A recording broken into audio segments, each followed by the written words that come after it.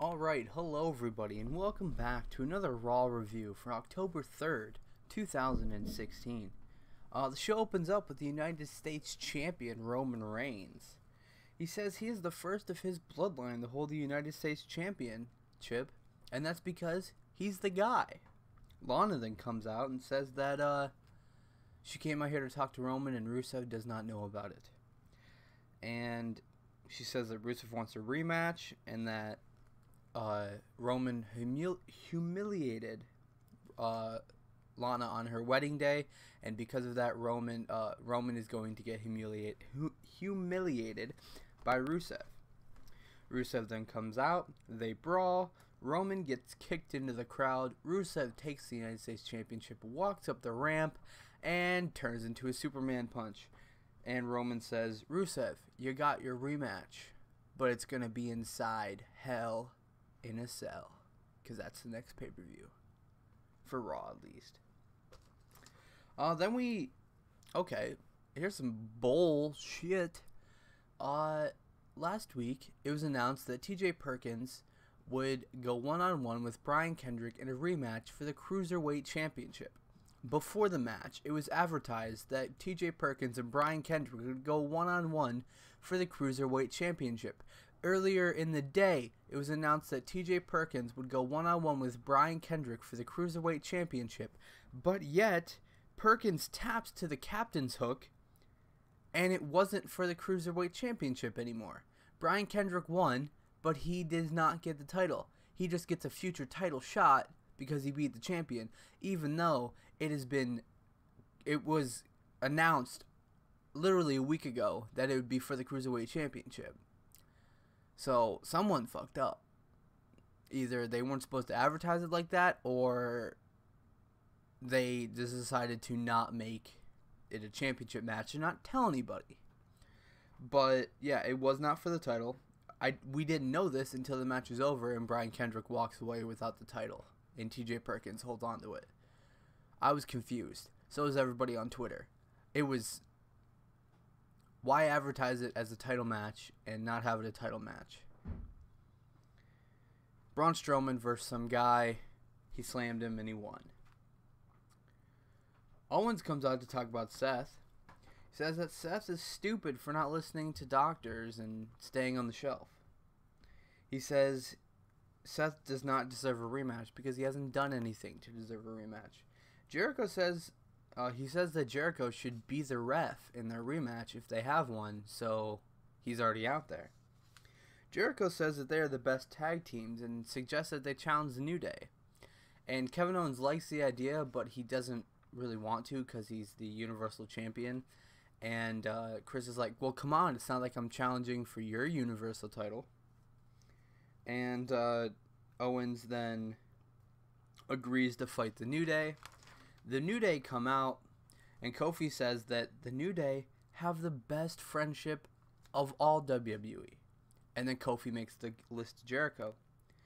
E makes the list of Jeri-Ko because he calls for a championship huddle and says that Kevin Owens can come in if he really wants to because he's a champion, but Chris Jericho has to stay out. E makes the list for that. Xavier Woods laughs, and he makes the list. Owens says that New Day jumped the shark 7 months ago, which means they got stale pretty fast. Well, they did everything they could do. And then Woods says, when was the last time you jumped over anything? And Woods makes the list for a second time.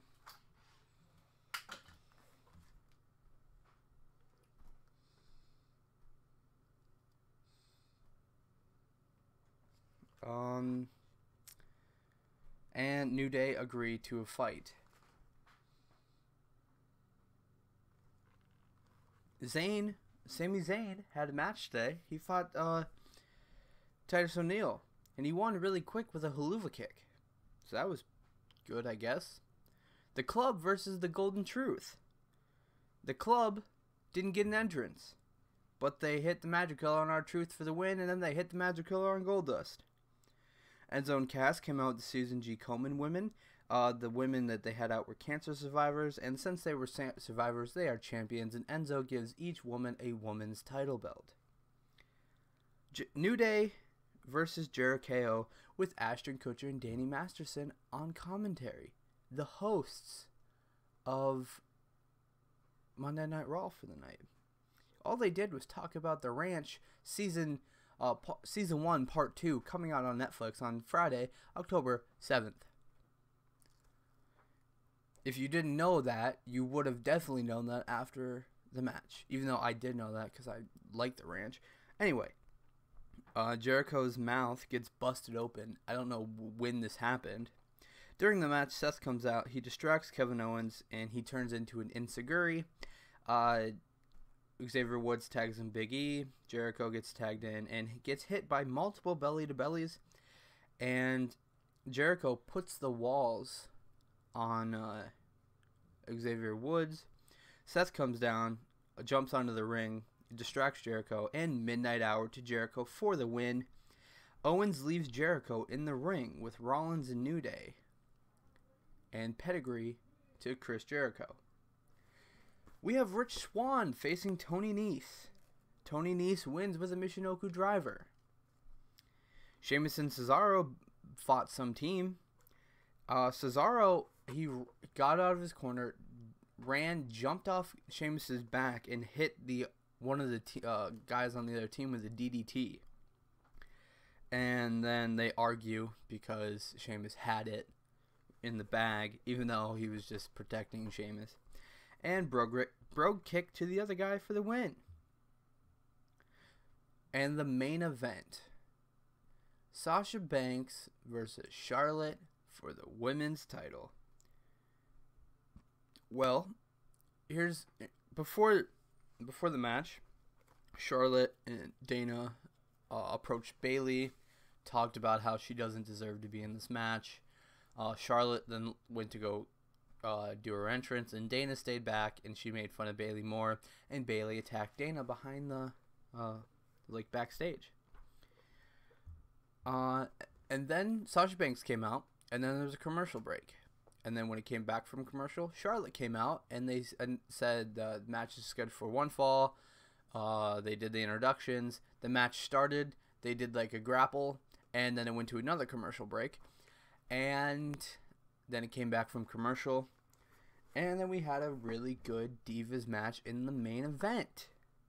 Charlotte hit a corkscrew moonsault off the top rope onto the outside of the ring. She didn't land any of it, but it still looked fucking cool. Sasha acted like she got hit by it. And Sasha puts in the bank statement. Charlotte reverses the bank statement into a pin. Sasha reverses that pin attempt back into the bank statement, and Charlotte taps.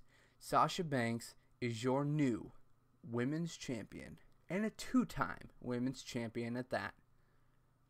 Charlotte is also a 2-time women's champion. Bayley is a 0-time. Dana is a 0-time. But Sasha and Charlotte are 2-time women's champions. I want a rematch. I want a rematch in a cell. That would be great. That would be wonderful. Give me a rematch for the women's title inside Hell in a Cell. Even though I'm pretty sure Charlotte would jump off the cage. She would do something stupid like that. Because, I mean, the way their matches goes, they're amazing. But they're dangerous as shit. Either way, I want a rematch in Hell in a Cell. Or a ladder match. I don't care. Give me a good match. Don't give me a normal match. But we have a new women's champion. So that's pretty cool. And I think that's what we're going to wrap up here. It was a rather quick review. I'm going to be honest, the show dragged on a lot at some points. There was a lot of commercial breaks. But yeah, that's going to be it for today. We have SmackDown on Tuesday. And then No Mercy is this Sunday. So on Friday, expect another predictions video. Because that's how this is gonna work. We're gonna have pay-per-views literally every 2 weeks. Hey, I'm getting content. That's all that matters. And we're getting wrestling. Hopefully No Mercy keeps up the trend and is better than Clash of Champions and is just as good as Backlash was. I mean, I assume it will be. I mean, we have John Cena, Dean Ambrose, and AJ Styles in the main event. Of course it's going to be good. But anyway, that's going to be it for today. Thank you guys so much for watching. My name's Camp Counselor Cody, and I'll see you guys next time. Toodles.